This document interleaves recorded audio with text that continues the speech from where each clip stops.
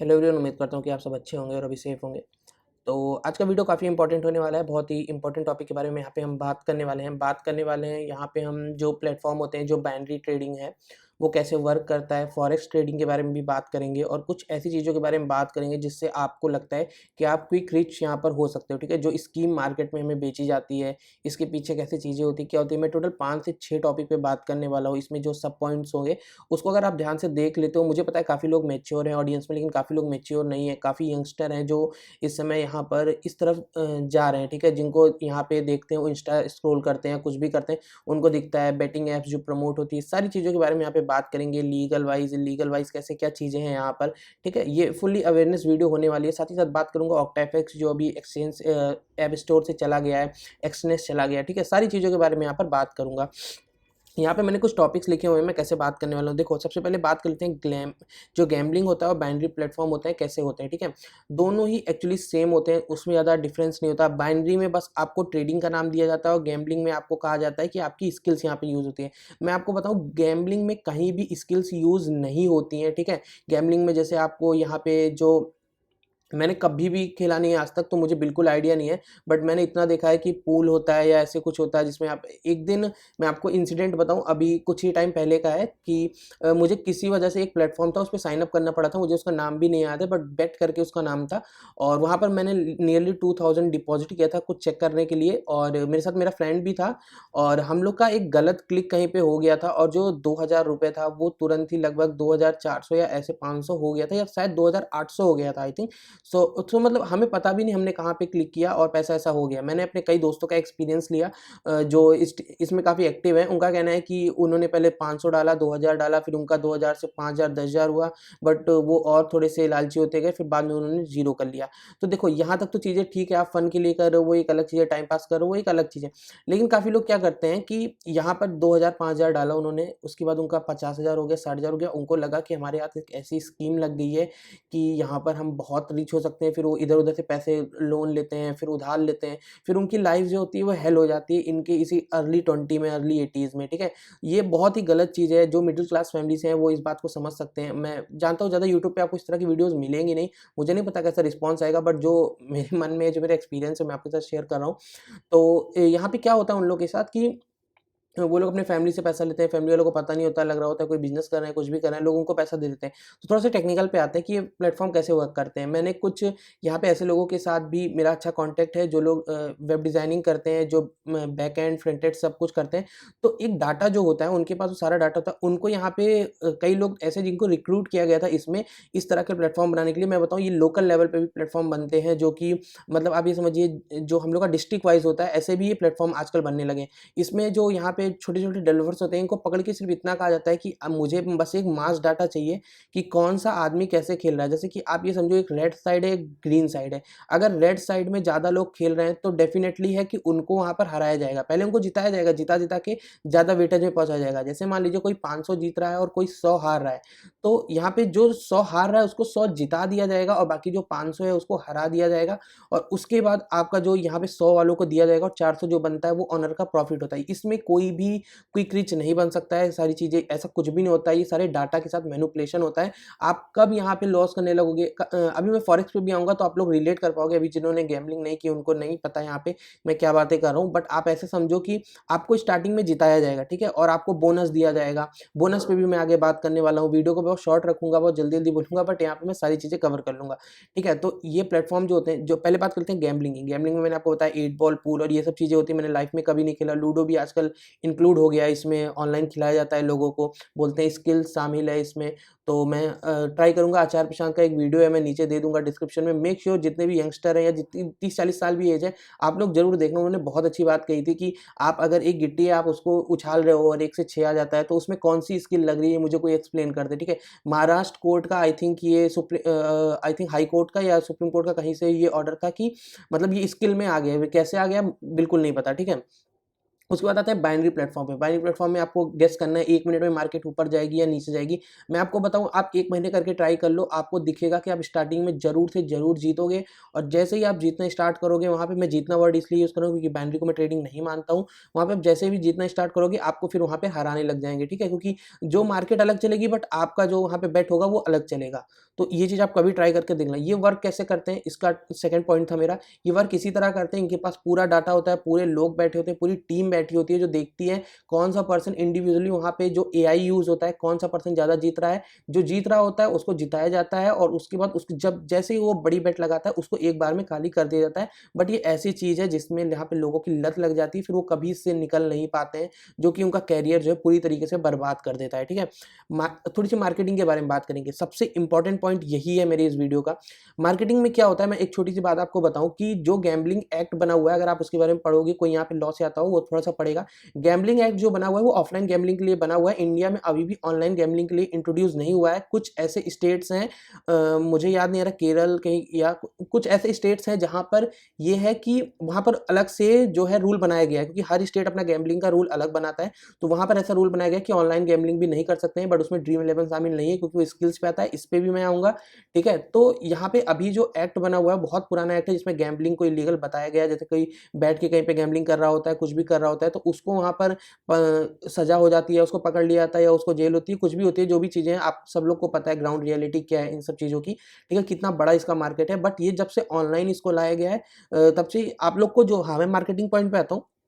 Marketing में इसमें एक वर्ड यूज़ होता है, आप सुरेश रैना, मैं नाम ले लेता हूँ, खैर इतने बड़े-बड़े लोगों का नाम लेने का कोई मतलब नहीं है, ठीक है? वीडियो में थोड़ा-सा, तो आप लोग समझ जाओ, किसी भी बड़े क्रिकेटर्स को आप खासकर पकड़ोगे, वो बोलेंगे, एक वर्ड यूज़ करते हैं, लीगलाइज़ है, ये है, वो है। और आप बहुत बड़े कॉमेडियंस हैं, बहुत सिंसियर कॉमेडियंस हैं, जो बहुत ज़्यादा प्रमोशन करते हैं। रियलिटी ये है कि उनके पास बैकअप में कहीं न कहीं फंड की थोड़ी प्रॉब्लम है, उनको इस तरह के एप्लीकेशन आते हैं, वो खुद भी अवेयर नहीं है, उनकी पूरी मैनेजिंग टीम होती है, उनके पास स्क्रिप्ट होती है, वो आते हैं, बोल देते हैं, उनको नहीं पता कि लोग उसके बाद वहाँ पर क्या करते हैं जाकर, ठीक है? आपके है तो क्योंकि जब मैं था स्टार्टिंग में, तो बहुत सारे यूट्यूबर्स थे, मैं फॉलो करता था, अगर उन्होंने कुछ भी बोल दिया तो मेरे लिए वो भगवान है, और मतलब उन्होंने बोला है तो मतलब होता है। मतलब मुझे नहीं पता कि उनको उसके कितने पैसे मिले, कि आज मैं इस फील्ड में हूँ, मुझे सब पता है कि कौन क्या बोलता है, किसको कितने पैसे मिलते हैं, ठीक है? मैं किसी को डिफेम नहीं कर रहा, जो रियलिटी है वो बता रहा हूँ, ठीक है? वहाँ पर उनको पैसे मिलेंगे, उन्होंने वहाँ पर बोल दिया आपको कि ये ऐसे कर लेना, ये बेटिंग ऐप है, और बेटिंग को बोलेंगे लीगलाइज है, मैं लाइसेंस है, लाइसेंस मांग लोगे तो कुछ मिलेगा नहीं उनके पास, ठीक है? तो ये मार्केटिंग से आपको बच के रहना है। यहाँ पे जितनी मिस वर्ल्ड और मिस यूनिवर्स तक उसका प्रमोशन करने में लगी है, बोलती है कि आप घंटों के लाखों कमा लोगे, ये कमा लोगे।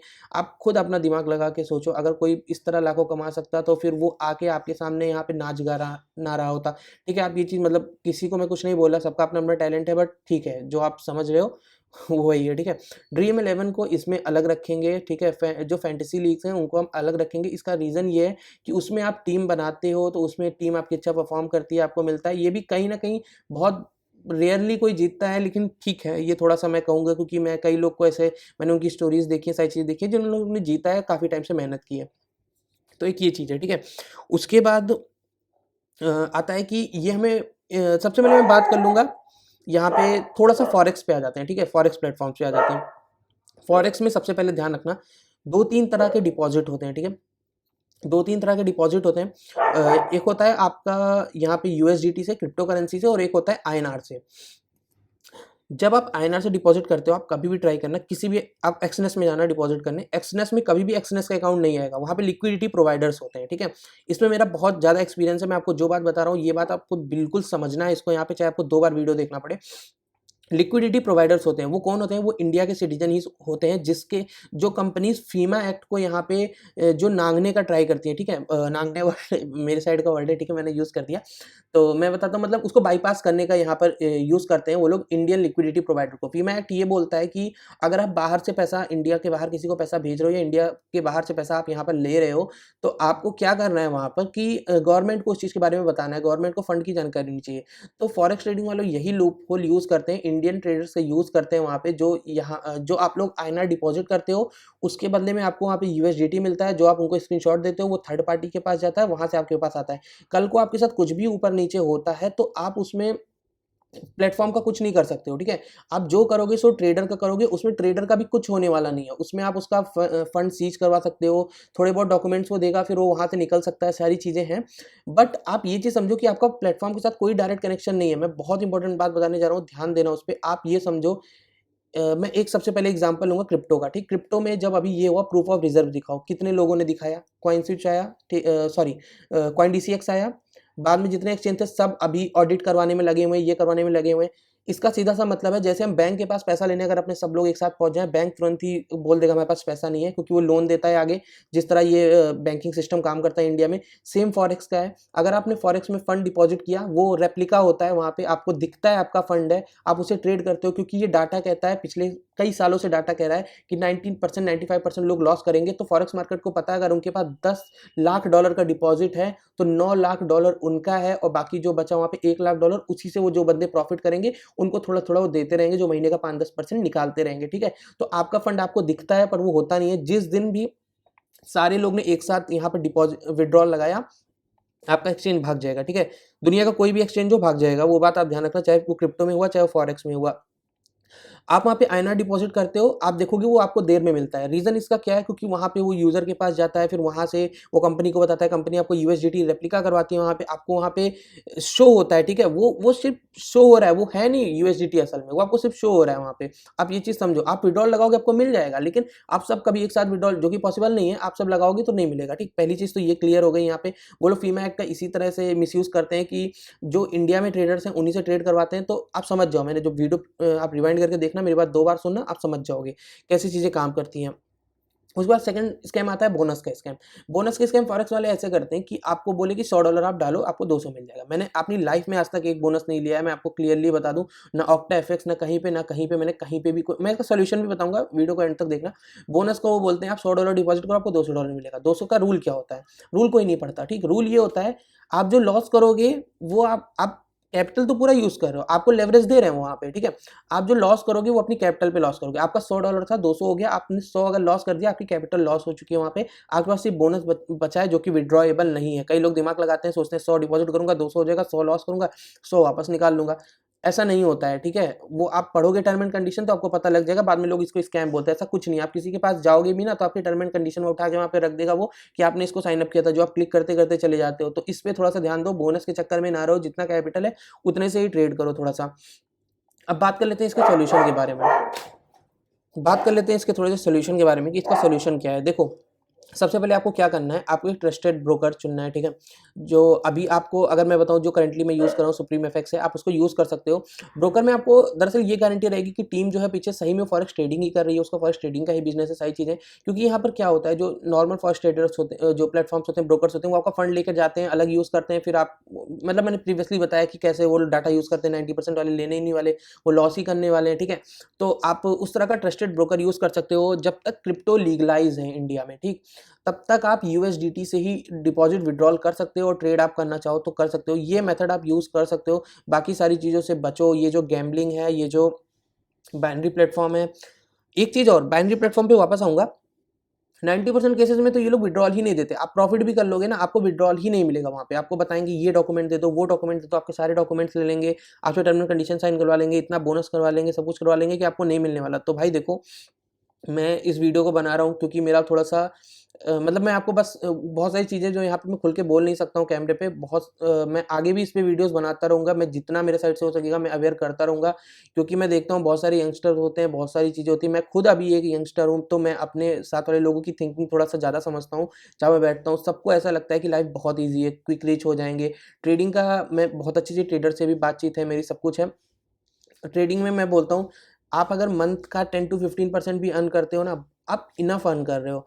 आप बस ये मत सोचो कि 10 टू 15%, आप $100 डाल के 115 कर ले रहे हो ना महीने का, आप एक सक्सेसफुल ट्रेडर हो। इस पे मैं वीडियो भी बनाऊँगा, आपको समझाऊँगा, क्योंकि कई-कई बार ऐसी ट्रेड मिल जाती हैं, जो हमारा पोर्टफोलियो डबल, ट्रिपल कर देती हैं एक ही ट्रेड में, लेकिन वो आता है रिस्क मैनेजमेंट के साथ।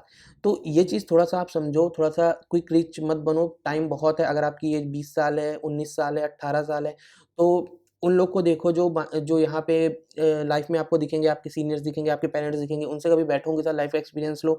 लाइफ इतनी तेज़ कभी नहीं होती। आप लोग में से ये जो नए-नए निकल कर आए हैं, आप लोग एंड्रयू टेट और ये आपके बड़े-बड़े, मैं नाम क्या ही लूँ उनका, आप लोग इंस्टाग्राम पे उनको देखते हो, दिन भर कोट्स पढ़ते रहते हो, मिलियनेयर ये वो।